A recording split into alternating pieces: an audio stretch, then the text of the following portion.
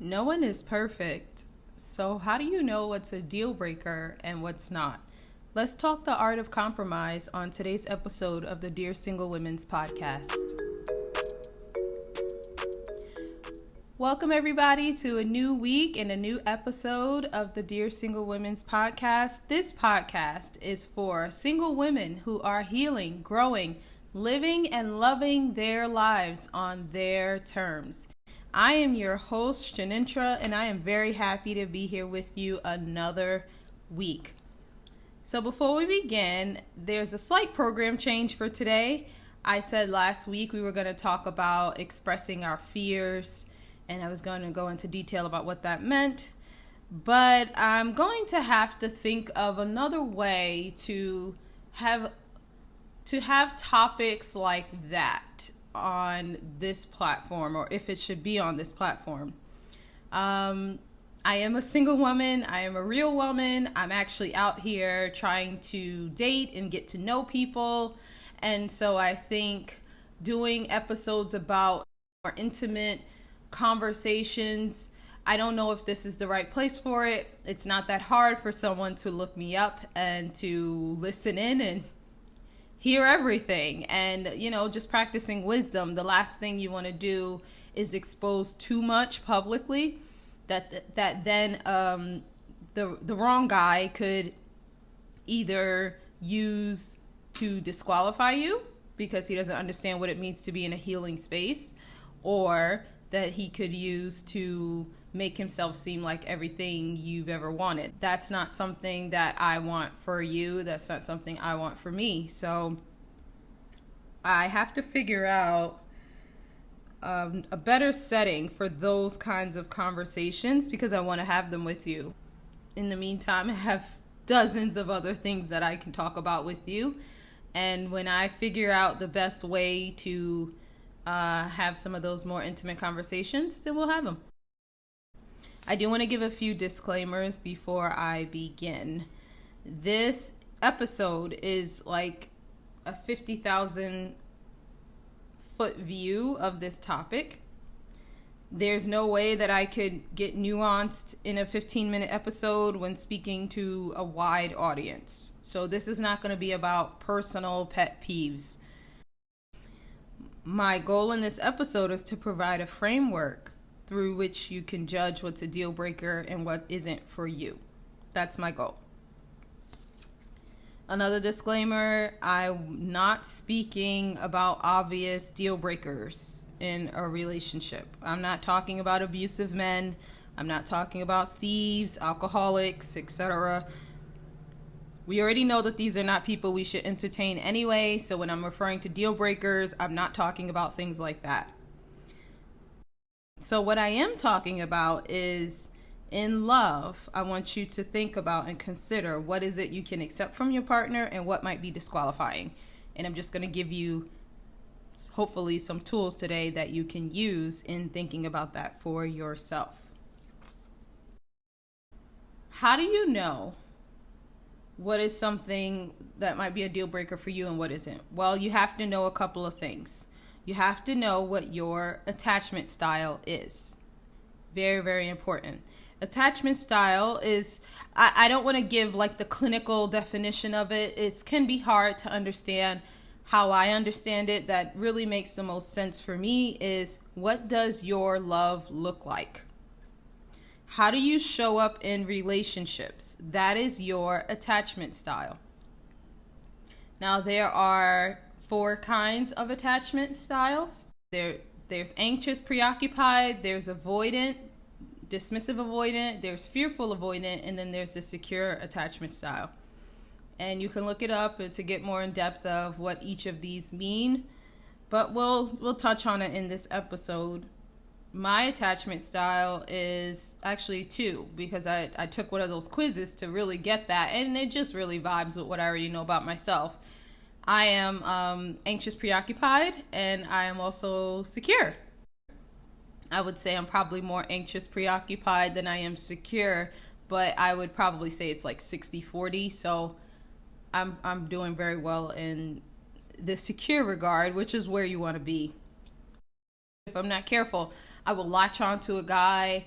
I can get clingy. I can become completely consumed by the person, where I don't feel settled in the relationship. I can feel very anxious about how things are going, even from early on. That's just the anxious, preoccupied attachment style, and that has to do with my background and the things I've experienced in my life. You know, the secure side of me is I'm very clear about expressing how I feel. I'm able to securely state what my desires are, what I'm looking for. And a lot of people actually struggle with that. Not a lot of people can do that in a relationship, really be open and honest. And so that's where that security comes from. I'm secure enough within myself to be able to express how I feel to a person, but I can get very anxious when I am starting to like them. There's another thing that you need to look at when it's time to decide what is your deal breaker. What are the flaws you can accept and what can you not? And that is your love language. And love language, we all have heard of Gary Chapman and the 5 love languages. But another way to think about love language is, how do you see, how do you hear, how do you feel love? What registers as love for you? My love language is quality time. I see, hear, and feel love as people spending time with me. That registers as love for me. And it also kind of ties in with my attachment style, right? When I'm feeling anxious, it's probably because that person is not giving me enough time. And so I'm wondering what's going on. And so they're actually connected, which is why I think you have to look at both to get that comprehensive picture. So since I have built up now, I figured out the main things of what love looks like for me. I need to filter the flaws that I'm willing to accept through those lenses. Love can look anxious for me. I'm working on it to heal, to be more secure. And by the way, we all should. But let's just speak in reality. We are where we are. Love for me can look very anxious and preoccupied. And so the exact opposite of that would be the other 2 attachment styles, dismissive avoidant and fearful avoidant. And so I know if someone's a fearful avoidant, I cannot accept that person to be a part of me, because that relationship would be very toxic and hurtful for me, because I'm someone that needs to feel security that you're going to be there. Fearful avoidance, they push away when they feel someone getting close because of their trauma. When things get too intense, when they feel someone loving them a little too much, wanting to be a part of them too much, they're fearful avoidance. They run away because they're scared, and so they avoid the emotion and the situation altogether. That is the exact opposite of my attachment style. When I feel you pulling away, I want to come closer. And that's just going to make the fearful avoidant man run away even more. That is a horrible, toxic situation that I have been in, and I will prayerfully never put myself in again. I tend to attract fearful, avoidant men. And there's a whole science behind that. There's a book I'm reading, and I can recommend some resources to you at the end if that sounds like you and you want to know more. Like, why do I used to call it shooting star syndrome. I would attract like men, and they would come along and they're there, and then it would fizzle out really quickly. And I'm like, what happened? They would run off, or something would happen really quickly. What happened? I was attracting fearful avoidant types because secretly, fearful avoidants, they want to be loved. They want to be cared for. They actually want that attention that an anxious, preoccupied person gives. But then it almost feels too good, and they're afraid of it. And so they pull back and they run. Because there have been times in their life where they've shown up and they didn't get that love. They didn't get that attention that they needed, maybe as a child. And so they actually run. They have learned never to get too close. Since I know that I am an anxious, preoccupied type, I know that when I get that feeling of a fearful avoidant or a dismissive avoidant, that's a deal breaker for me. If I'm dating a guy, and by the way, I forgot to state in the beginning, a lot of Christian women in particular, we tend to just say, oh, he has to be a Christian. When we're trying to figure out what we want, what we are willing to work with, what we're not, we'll say he has to be a Christian. But I want to let you know that that's actually, it can't end there. That's the beginning of the conversation. That's not the end. That's not the period. That is the start of the sentence. Because Christians have personalities too. We're not all the same. And so it's not enough just to say he has to be a Christian man. He has to love the Lord. What if he's a Christian, but he's fearful avoidant? That's not the person for me. He's a Christian. He loves the Lord. But anytime I want to get close, it drives him away because of unhealed childhood trauma. That's not the person for me. And you can be a fearful avoidant and love the Lord. You can be an anxious preoccupied and love the Lord. So it's not enough just to say he has to be a Christian. He has to love the Lord. We have personality types and we're not all the same. And, even denominationally, we're not all the same. So you still have to work through what are you willing to accept. Christian is the start of the sentence. It's not the end. So now let's work through this with love language. What registers as love for me is quality time. Spending time with me lets me feel loved. Well, if that's something that you can't do, if that's something a man can't do for me, then I know that has to be a deal breaker. And it can seem harsh to say that, but this is the core of who I am. And so I can't stay with someone that I am not going to be able to feel love from them because they may not be able to give quality time. Maybe they have too much going on in their lives. I experienced that too. Devin had a lot going on in his life, and there's no way he would have been able to make me feel loved because he had no time for me. He just didn't. And if I had known what I know now of what are you willing to accept, I would have walked away a long time ago, because you can't speak my love language. What you do and who you are does not and cannot register as love for me. What is it for you? What is your love language? How do you hear, see, perceive, feel love?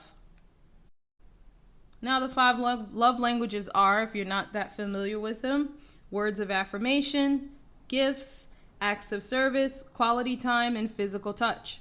As you're getting to know men, you have to suss out, are they able to give you what you need? So the number one thing I'm looking for, since I know my deal breaker, because my love language is quality time, I'm looking for a man that's available in all ways. Not just available with his time, but what's the quality of that time together? Are you emotionally available for me? Or are you present but not present?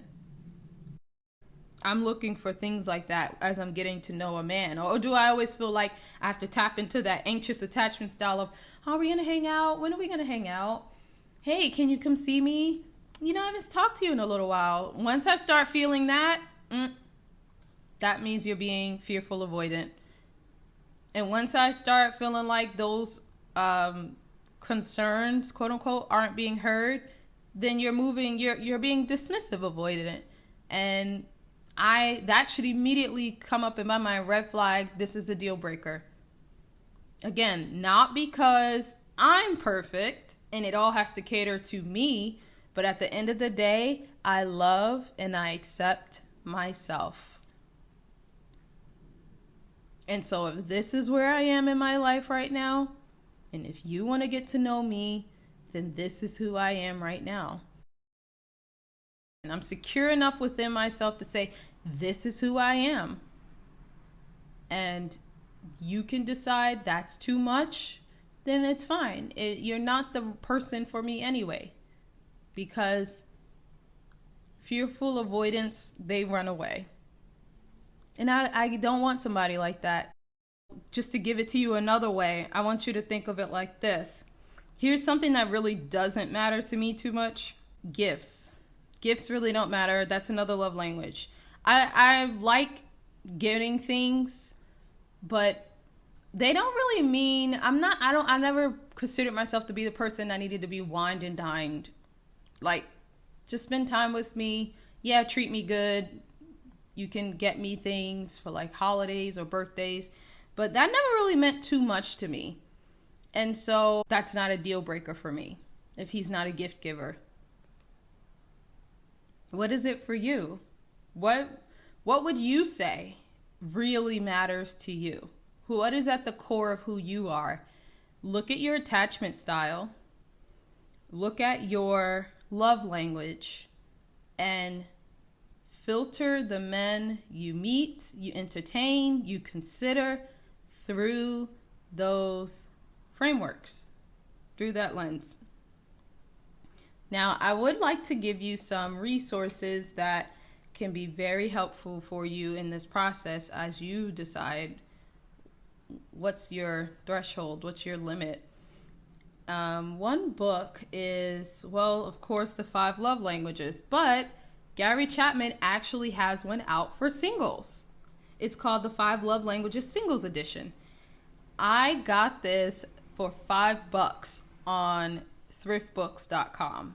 Highly recommend you get this book. Another thing I'll recommend is that you take an attachment style quiz. Find a good one. I will see if I could find the one I used and recommend that one to you because I felt like it was very accurate. But if not, just look up anything. Attachmentproject.com is a website you can use. They have an attachment quiz on there. Figure out what love looks like for you and figure out how you show up in relationships. Now, going back to something I said earlier, oftentimes it's the opposites attract. So as an anxious preoccupied, I was actually attracting a lot of fearful avoidant men. The exact opposite of what I want. But because I didn't have the tools at the time, I just attracted them and didn't realize it until they, of course, did their fearful avoidant thing. If that anxious preoccupied comes out and it does attract them, at least I can recognize it a lot earlier and just say, yeah, this is not something I'm willing to compromise on. This is not someone I'm willing to accept because I need to feel that you are here with me. And if I constantly have to wonder if you're here because you're doing the fearful avoidant thing, then you have to go. You have to go. Because I'm not going to be in a toxic relationship anymore. You have to go. So, but since I always attracted them, I actually had to get a book to heal and work on that. This book is called Facing Love Addiction, Giving Yourself the Power to Change the Way You Love. It's by Pia Mellody, Piamellody, Facing Love Addiction. Now, again, there was a whole process to get me to this point where I figured out I was love addicted. But if anything I'm saying resonates with you, if you kind of feel like, yeah, I'm like her, I'm just like that in relationships, you're probably love addicted. This is a great book that will help you. I'm only up to chapter 5. It's a lot. It's very meaty. I've had to meditate on a lot. I've underlined and starred so much in this book.